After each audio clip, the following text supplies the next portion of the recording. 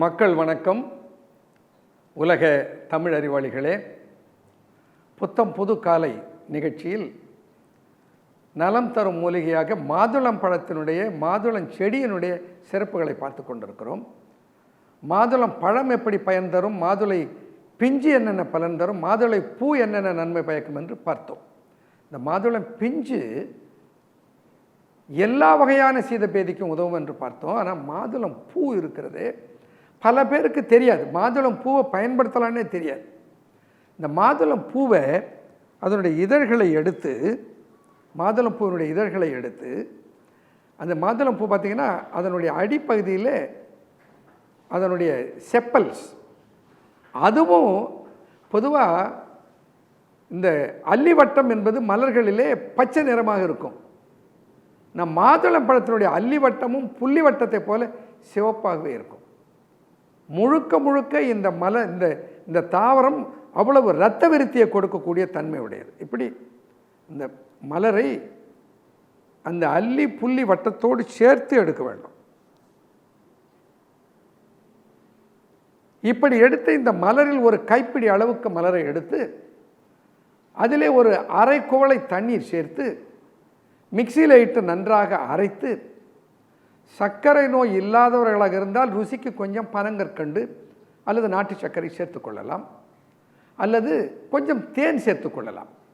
சர்க்கரை நோய் உள்ளவர்களாக இருந்தாலும் கூட இப்படி அரைத்து எடுத்த துவர்ப்பு ருசியோடு இருக்கிற இந்த மாதுளம் பூவினுடைய சாரோடு கூட சிறிதளவு ஒரு அரை தேக்கரண்டி அளவுக்கு தேன் சேர்த்துக்கொள்ளலாம், ஒன்றும் ஆகாது.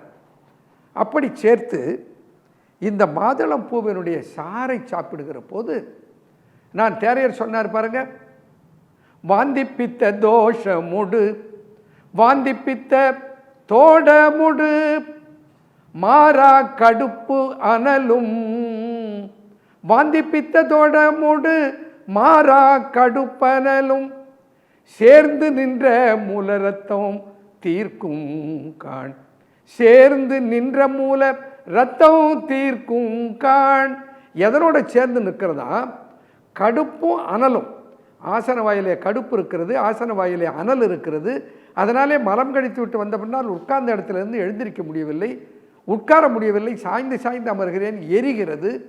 அதுக்கு பேர் தான் கடுப்பு அனல். மூல நோய் உள்ளவர்கள் அதை அனுபவித்து அவதி விட்டு கொண்டிருப்பார்கள். அவர்களுக்காக இது ஒரு நல்ல மருந்தாக பயன்படும். இது என்னென்னா, சில மருந்துகளை எடுத்துக்கொண்டால் சித்த மருந்துகளை பல நாட்கள் காத்திருக்கணும்.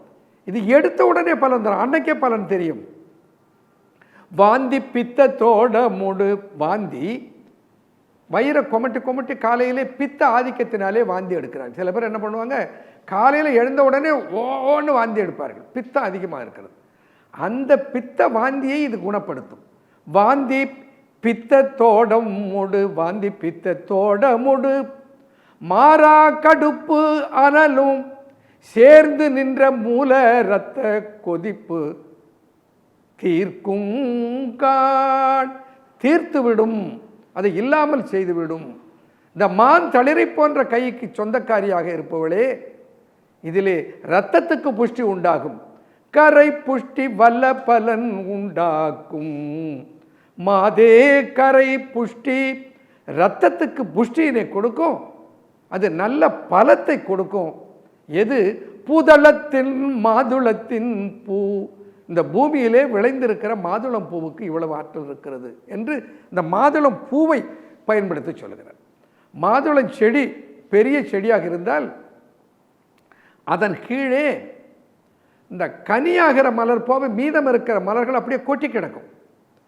அந்த கொட்டி கிடக்கிற அந்த மலர்களை அப்படியே சேகரித்து வந்து என்ன பண்ணலாம், அந்த செடியை சுற்றிலும் ஒரு துணியை விரித்து வச்சிட்டோன்னு வச்சுக்கோங்க, அதில் இந்த மலர்கள் எல்லாம் கொட்டி கிடக்கும்.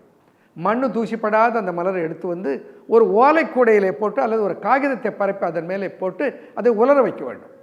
அப்படியே ஒரு தேவையான அளவுக்கு சேகரித்து அது உலர்ந்து வந்து விட்ட பின்னால் அந்த உலர்ந்து இருக்கிற அந்த மாதுளம் மலரை எடுத்து மிக்சியிலே போட்டு அரைத்து பொடியாக சூரணமாக சலித்து எடுத்து வைத்துக்கொண்டு அதிலே காஃபி டீ டிகாக்ஷன் போடுவதைப் போல அதை டிகாக்ஷன் எடுத்து அதை பாலோடு சேர்த்து அதை காலையிலே ஒரு மிகச்சிறந்த பானமாக நாம் அருந்தலாம். அப்படி அருந்துவது உடலிலே இருக்கிற பல்வேறு வகையான உபாதைகளை தீர்க்கும்.